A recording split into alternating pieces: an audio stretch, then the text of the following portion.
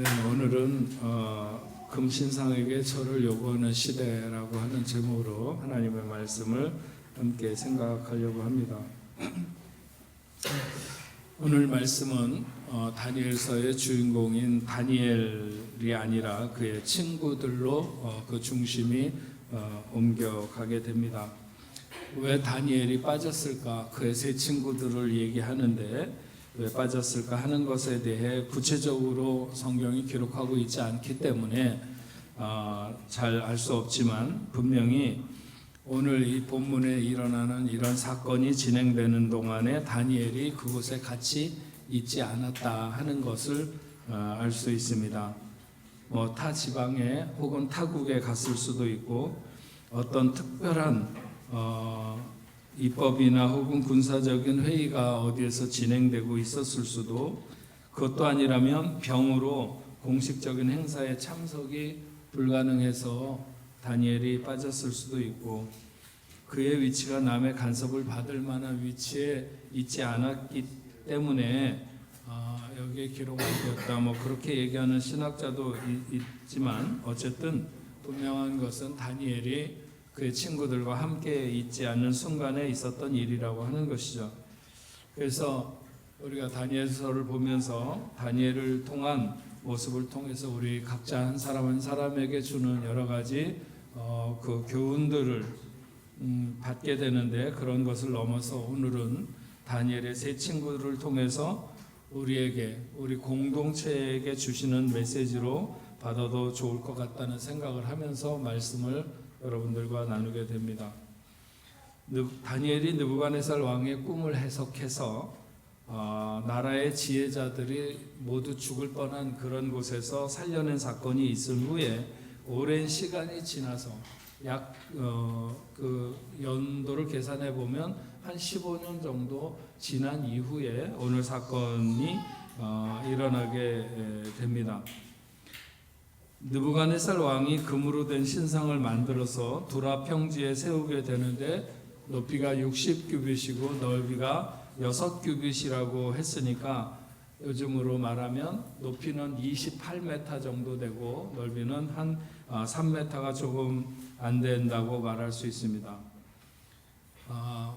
저기 콩코드 광장에 있는 오벨리스크가 25.5m니까 그거보다는 조금 더 높고, 파리의 대부분 6, 7층의 어떤 다락방에 있는 정도의 그 정도 높이라고 보면 될 것 같습니다. 또 금신상이라고 이렇게 말을 했지만 전체를 다 금으로 만든 신상은 아니라고 여겨지고요. 아마도 금을 입히거나 금을 칠하거나 했을 것으로 봅니다. 오늘날로 치면 그렇게 높은 구조물은 아닐 수 있지만 당시로 보면 정확하게 어떤 모양으로 만들어졌는지는 알 수 없어도 아마도 건장한 두 다리로 버틴 신상이 황금으로 이렇게 다 덮여서 빛을 나타내고 있었으니까 당시 사람들이 그 위용을 보기만 해도 기가 죽을 만 했을 것이다, 이런 짐작은 충분히 해보게 됩니다. 그럼 느부갓네살 왕이 왜 이 신상을 만들게 되었는가 하는 것인데, 다니엘이 그의 꿈을 해몽해 준 그 순간에 그의 관심은 그 꿈을 자신에게 심은 여호와 하나님에게 있었을 것입니다. 그때는 자기 나라에 대해서 그 전능자가 어떤 계획을 가지고 계신가 하는 것에 대해서도 그리 깊이 관심을 갖지 않았을 것입니다. 왜냐하면 자기에게 그 꿈을 계시하신 그 전능자가 자기에게 온 나라와 세계와 그 가운데 있는 모든 것을 다스리는 왕권을 주신 것이 분명하고, 자기가 꿈에 보았던 그 신상의 머리가 금으로 되었다고 그랬는데, 그러니까 느부갓네살 왕이 그 금 머리에 해당한다, 이렇게 말했다고 하는 것이죠. 그는 얼마간 꿈의 내용이 어떻든 그 꿈을 주고 그 꿈을 다니엘을 통해서 알게 하신 여호와 하나님이라는 신에 대해 관심이 있었을 것입니다. 그러나 시간이 흐르면서 전 세계가 자기의 수중에 들어와 있고 그렇게 움직인다고 하는 것을 느끼면서 그는 나라의 운명을 자기가 어떻게 해보겠다고 하는 그런 의지가 생겼을 것이고, 신상을 만들어서 중심점을 만들고 그 가운데 자신이 있음을 온 세상에 반포하기를 원하는 이런 마음을 갖게 된 것이죠. 이것은 느부갓네살만이 아니라 대부분의 권력자들이 갖게 되는 예정된 패턴이라고 말할 수 있습니다. 느부갓네살 왕의 마음에 자신이 꿈꿨던 꿈에 대한 해석이 시간이 오래 지났어도 그것이 완전히 사라지지는 않고 그 꿈에 어떤 지배를 받았을 것입니다. 근데 시간이 흐르면서 그 꿈을 꾸게 하신 전능하신 여호와 하나님에 대한 생각보다는 언젠가는 이를테면 자기가 꿈을 꿨을 때 어디에선가 돌이 나와서, 뜨인 돌이라고 그러는데 그 돌이 나와서 그것을 파괴했던 것 같이 자신의 나라가 망할 것이라고 하는 어떤 위기감, 그런 것은 나라가 지금 쪼그라들고 있어서 그런 것이 아니라 나라가 더 팽창하고 있으면서 오히려 혹시 이 나라가 어떻게 해서 무너지는 것은 아닐까, 이런 생각을 갖게 위기감이 팽배해졌을 것입니다. 그래서 꿈에 나타난 그 신상에 대한 약점, 머리만 금으로 되어 있고 그 밑에는 은으로 되어 있고 그 밑에 노수로 되어 있고 그 밑에 새와 그 다음에 얼마는 진흙으로 되어 만들어진 그 모든 부분을 이를테면 금으로 감싸고 보완해서 모든 백성들의 어떤 결속력을 확보하기 위해 신상에 대한 숭배를 강요하게 되는 것이죠. 결국 이런 태도는 하나님 나라와 그 세상 나라의 대립을 드러내기 시작하는 것이다, 이렇게 볼 수 있습니다. 우상 숭배를 통해 국가의 단합과 안정을 도모하려고 하는 왕의 탐욕과 이기심을 다니엘의 세 친구가 가졌던 그런 순전한 신앙심과 대조적으로 부각시키면서 우상 숭배와 배교에 대한 경고를 주고자 하는 것이 오늘 말씀이 기록된 목적이라고 볼 수 있습니다. 사드락과 메삭과 아벳느고의 신앙적 결의가 왕의 엄격한 규율과 법 집행이라고 하는 고압적인 환경 앞에서도 조금도 뒤로 물러나거나 주춤거리지 않는 모습은 우리에게 강력한 인상을 주기에 충분합니다. 2절에 보면 신상 낙성식에 참석한 사람들에 대해서 성경이 이렇게 기록합니다. 느부갓네살 왕이 사람을 보내어 총독과 수령과 행정관과 모사와 재무관과 재판관과 법률사와 각 지방 모든 관원을 느부갓네살 왕이 세운 신상의 낙성식에 참석하게 하며, 그러니까 바벨론 제국이 굉장히 광활했는데 그 각 도시의 지사로 바벨론 각성의 주요 책임자들과 각성의 군대 장관, 각성의 민간 행정관들, 주요 재판의 결정권자들인 감독들, 국가에 속한 공공재산의 관리자들, 법률에 정통한 법률 전문가들, 재판을 관리하는 자들, 각도에서 국정을 담당하는 일반적인 정부 관료들, 느부갓네살은 그 행사의 중요성을 그런 모든 사람들이 다 빠지지 않고 참석할 수 있는 그런 모습으로 나타내려고 했습니다. 적당하게 그냥 느슨하면 그 중에 얼마는 나름 빠질 수 있는 구실을 찾을 수도 있었겠지만, 그러나 왕의 명령은 결코 가볍지 않았습니다. 지금 같으면 비행기를 타고 휙 날아가든지 기차나 자동차를 타고 금방 모일 수도 있겠지만, 당시에 바벨론이 다스리는 제국의 크기는 어마어마해서 몇 달을 가거나 몇 달을 오기도 하는 것이 허다한 일이었습니다. 그럼에도 불구하고 왕은 모든 관료, 세상 끝에 있는 모든 관료까지 다 모이도록 했습니다. 그렇게 다 모일 수 있는 자체를 위해서 신상을 세운 것이다, 이렇게 말할 수도 있죠. 옛날에 바벨탑을 세워서 자신들의 인간의 흩어짐을 면하고자 했던 사람들처럼 느부갓네살은 신상을 세워놓고 그것에 경배하기 위해 모이는 것 자체가 자기와 나라에 대한 충성심을 확인할 수 있는, 그래서 느부갓네살은 그것을 통해 제국이 무너지거나 흩어지는 것을 면하고자 했던 것입니다.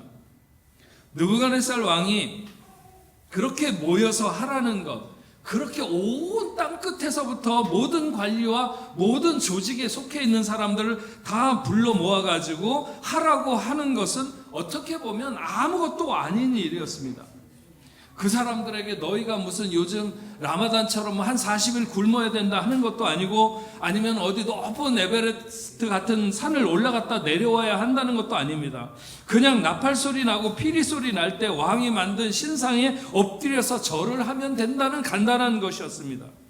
절이라고 하는 것은 생각하기에 따라서 마음의 순도를 요구하는 것이 아니라 그냥 몸만 숙였다가 일어서면 되는 것입니다. 5절에 이렇게 말했습니다. 너희는 나팔과 피리와 수금과 사면금과 양금과 생황과 및 모든 악기의 소리를 들을 때 엎드려 느부갓네살 왕이 세운 금신상에게 절하라. 그러니까 뭔가 시작을 알리는 음악 소리가 나면 왕이 세운 신상을 향해서 엎드려 절을 하라는 것입니다. 여러분, 세상에 이보다 쉬운 일이 있을까요? 무슨 일이 이거보다 더 쉬운 일이 있겠어요? 그것은 생각하기에 따라서 정말 식은 죽 먹기보다 쉬운 것입니다. 절을 할 수 있는 자격을 획득해야 되는 것도 아니고, 절을 하는데 돈을 내고 하라는 것도 아닙니다. 절하는 절차가 너무 복잡해서 머리 나쁜 사람은 잘 할 수 없는 일도 아니고, 그냥 소리가 나면, 그것도 아니라면 다른 사람이 엎드려서 절할 때 그냥 따라서 절을 하면 된다는 것이죠. 하지만 그렇게 쉬운 것을 하라고 하면서 그 뒤에 있는 말은 너무나도 엄격한 명령을 내리고 있습니다. 6절 말씀해 보면 누구든지 엎드려 절하지 아니하는 자는 즉시 맹렬히 타는 풀무불에 던져 넣으리라. 그래서 7절에 모든 백성과 나라들과 각 언어를 말하는 자들이 나팔과 피리와 수금과 사면금과 양금과 및 모든 악기 소리를 듣자 곧 느부갓네살 왕이 세운 금신상에게 엎드려 절을 했다 하는 것입니다. 우리는 오늘 말씀 속에서 왕이 요구하는 것이 단순하게 나라를 위한 충성이나 왕을 위한 헌신의 문제가 아니라 이것이 종교적인 요구인 것을 알 수 있습니다. 비록 그 행위가 힘든 것은 아니지만 신에 대한 진실한 자세를 가진 사람들에게는 목숨을 걸 만큼 강력한 반발을 일으킬 수 있는 요소죠. 거짓 종교는 인간이 신을 만들고 그 신에 대한 경배를 강요하는 데부터 시작합니다. 마음으로부터 우러나오는 경건심에 기반하지 않고 외적인 강요에 의해서 복종하게 하는 것, 이것이 바로 그 우상을 거짓 신에 대한 경배인 거죠. 느부갓네살 왕은 그 신상이 국가를 지키는 수호신이라고 내세웠습니다. 하나님이 느부갓네살에게 꿈을 꾸게 하시고 그것을 해석해 주신 것은 우상을 섬기는 열국이 멸망할 것이라고 하는 것과 열왕이 심판을 받을 것이라고 하는 것을 다니엘을 통해서 일찍이 그에게 알려주셨습니다. 그런데 느부갓네살은 그런 여호와에 대한 신앙을 버리고 자기가 세운 신상을 모두가 섬김으로 자신의 왕국을 자기가 지켜내려고 하는 것이죠.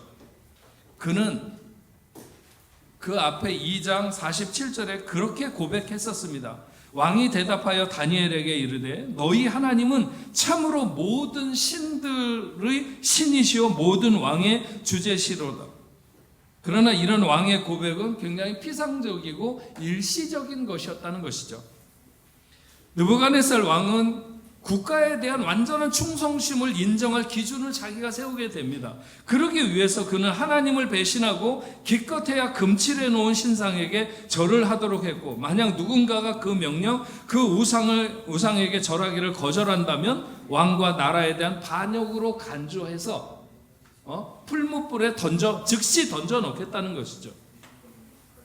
어쨌거나 느부갓네살 왕이 이렇게 나오는데 그 나라 백성 중에 누가 그것을 거절하겠습니까? 그리고 왜 거절하겠습니까? 어렵고 힘든 일도 아닌 것에 반해 만약 거절한다면 살아남기 힘든 일이 당장에 일어날 수 있는데 누가 그 나라 백성들 쳐놓고 그것을 거부하겠냐는 것이죠.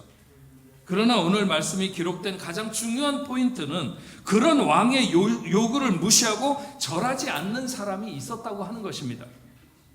그들이 얼마나 용감한 사람들이며 그들이 하나님 앞에 얼마나 신실한 사람들인가, 그들은 어떤 무장을 한 사람들인가, 분명히 대단한 사람들이 분명한데, 하지만 오늘은 그 거절한 세 사람, 다니엘의 세 친구들에 대한 이야기보다는 그런 우상 숭배를 요구하고 있는 그런 시대 앞에 우리가 살아가고 있다고 하는 그런 사실에 대한 말씀을 저희가 잠깐 들으려고 하는 것입니다.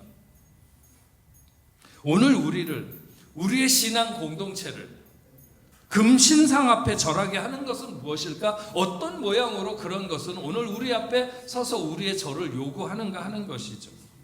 첫 번째로 권력과 제도를 통해서 금신상에게 절하는 시대를 우리가 살아가고 있다고 하는 것입니다.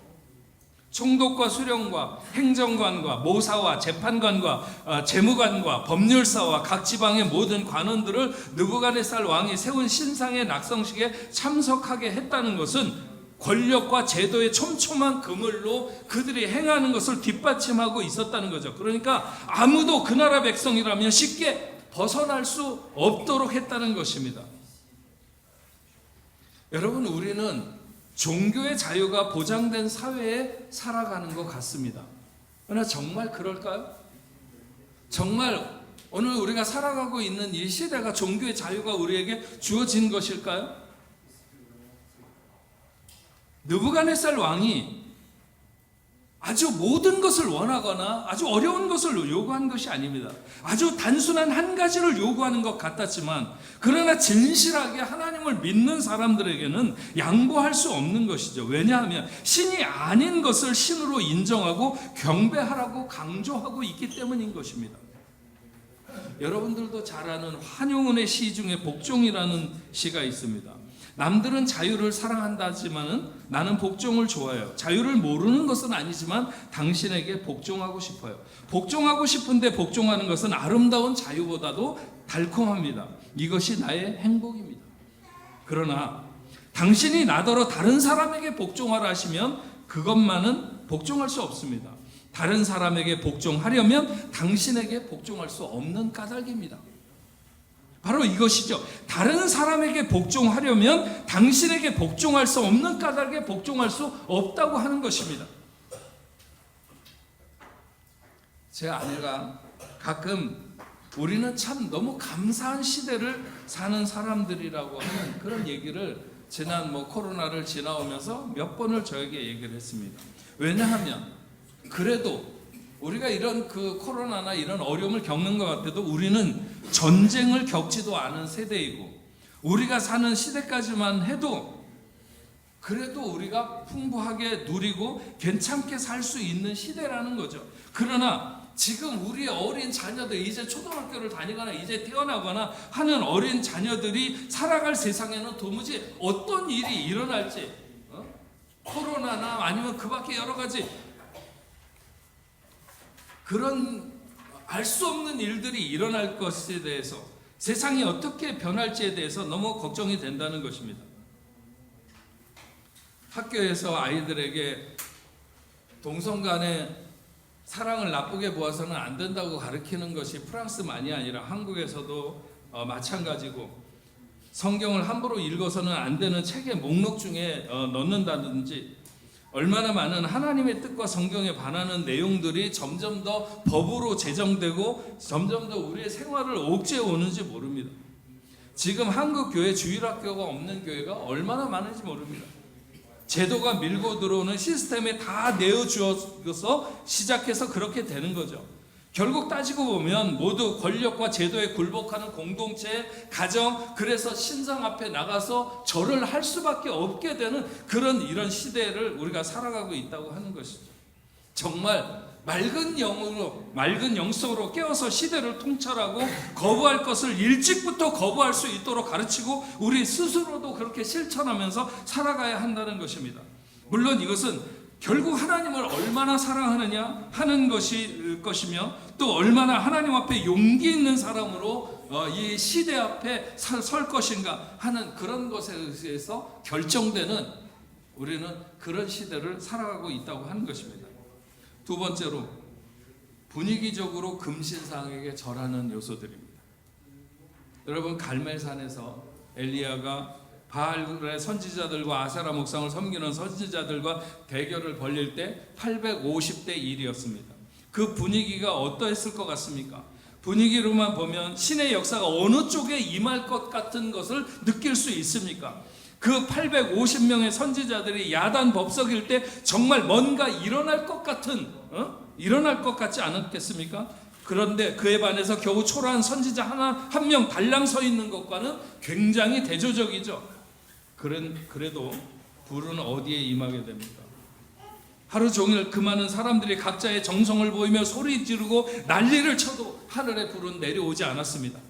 그러나 저녁 무렵에 엘리야가 조용히 하나님의 이름을 부를 때 하나님은 그 제단에 불로 응답하시는 것을 알 수 있습니다.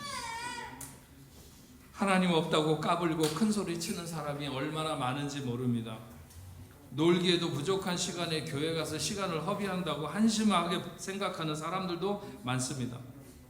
지금 어느 사회가 예수 믿기에 적합하며 도대체 어느 분야가 우리가 하나님을 잘 믿는 것에 호의적이라고 말할 수 있을까요?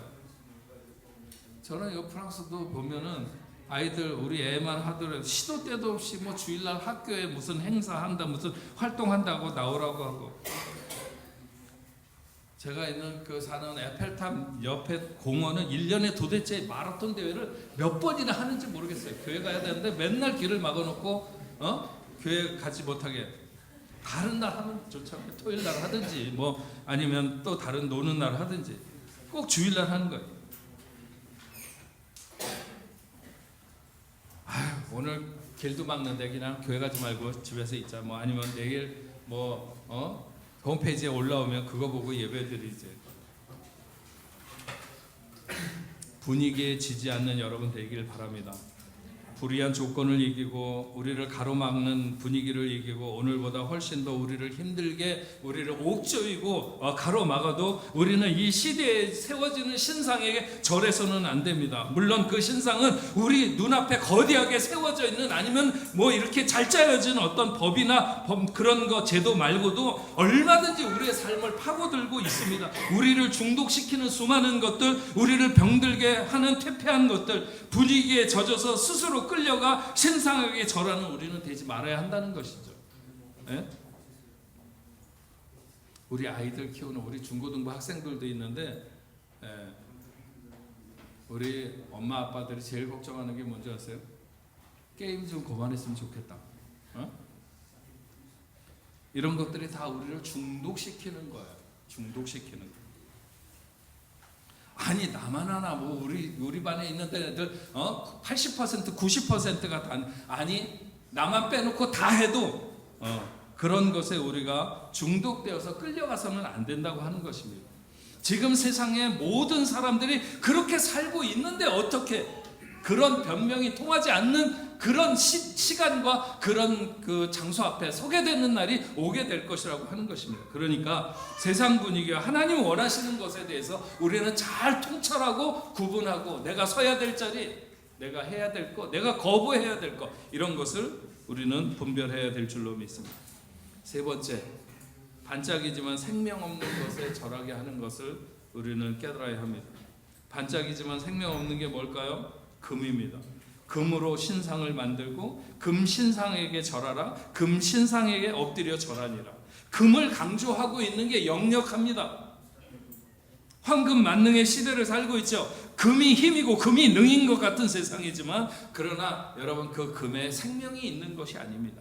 잠시 금이 인생을 홀릴 수는 있습니다. 금의 위력 때문에 정말 금이면 다 될 것 같이 그렇게 우리가 깜빡 속을 수도 있습니다. 하지만 아닙니다.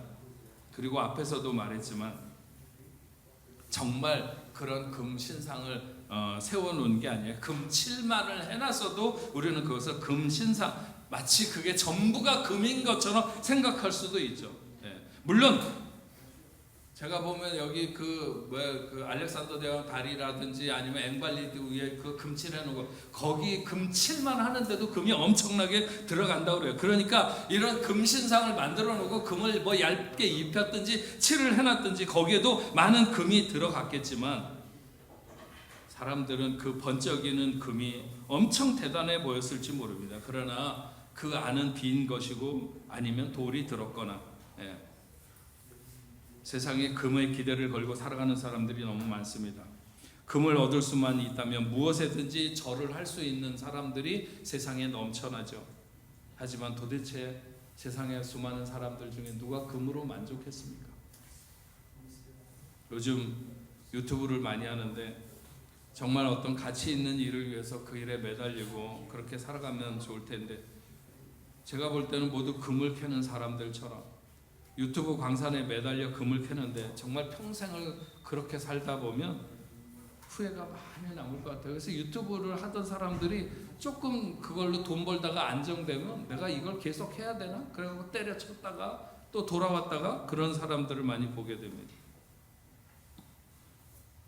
다 나쁘다고 말하거나 다 금만 쫓는다고 말할 수는 없지만 금에 소망을 두면 안 될 줄 압니다.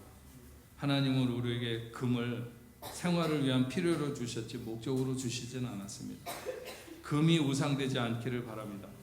세상 모든 사람들이 다 금 앞에 절을 해도 여러분들은 거기에 절하면 안 됩니다.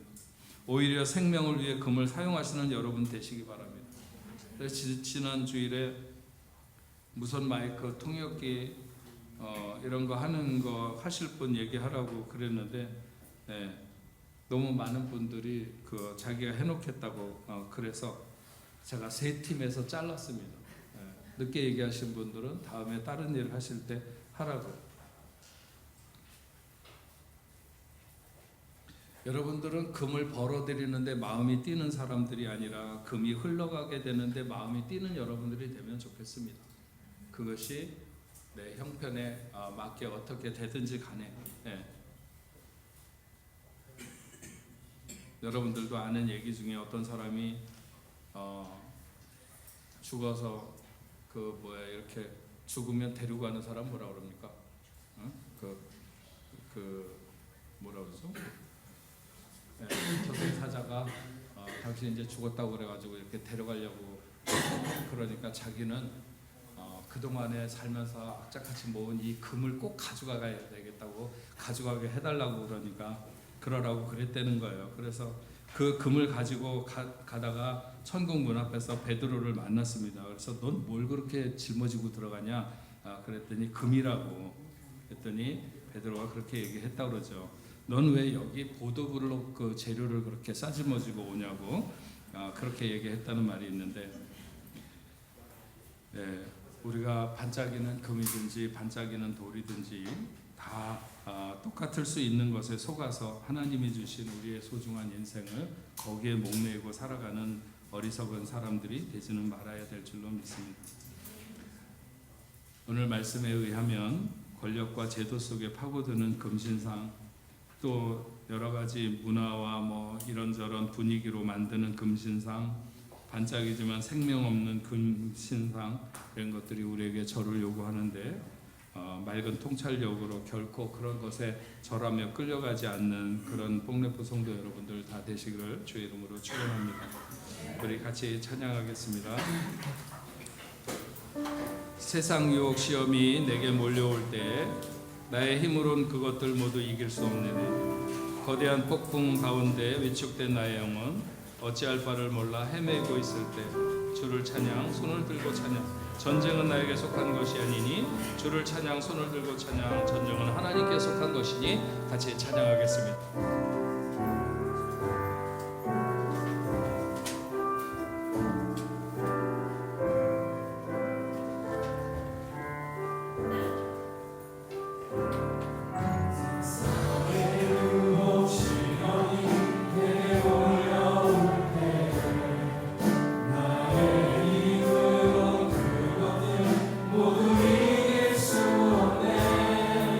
거대한 폭풍 가운데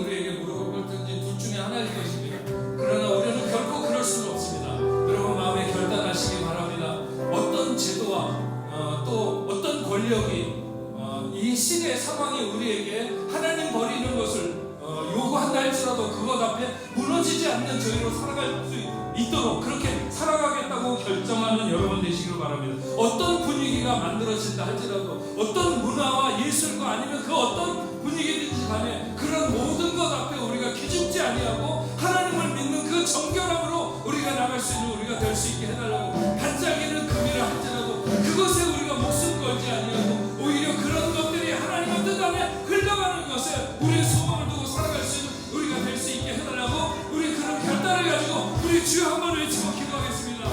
주여.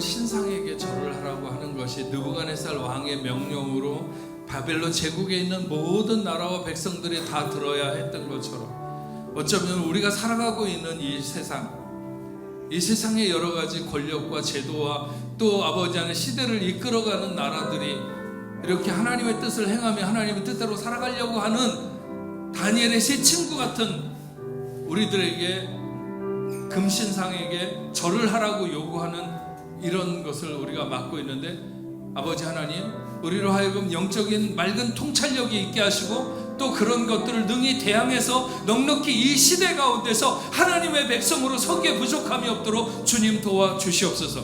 하나님은 너무 또 잘하시는 줄 압니다. 우리가 어떤 어려운 가운데 서 있는지를 하나님이 너무 잘 아시기 때문에 우리로 하여금 능히 이길 수 있는 힘을 허락하실 줄로 믿습니다. 하나님 함께하여 주시옵소서. 아무리 세상의 분위기가 정말 하나님을 배척하고 하나님을 모른다고 하는 쪽으로 흘러도 나와 내 집은 여호와 하나님만을 섬기겠다고 고백했던 것처럼 우리가 그런 고백을 하나님 앞에 드릴 수 있도록 주여 도와주시옵소서. 이것이 설령 아버지 하나님 우리의 많은 것을 잃게 하는 그런 것을 할지라도 기꺼이 하나님을 위해서 희생하거나 용기 있게 내려놓을 수 있는 그런 곳까지 이르르는 저희들이 될 수 있도록 주여 도와주시옵소서. 반짝이는 세상 모든 사람은 다 거기에 홀려 있어도 우리들은 그것을 따라가면서 우리의 존귀한 생을 갉아먹는 그런 어리석은 자들이 되지 아니하도록 주님 도와주시옵소서. 하나님, 저희들 오늘 하나님 앞에 나올 때 귀한 예물 구별하여 드렸습니다.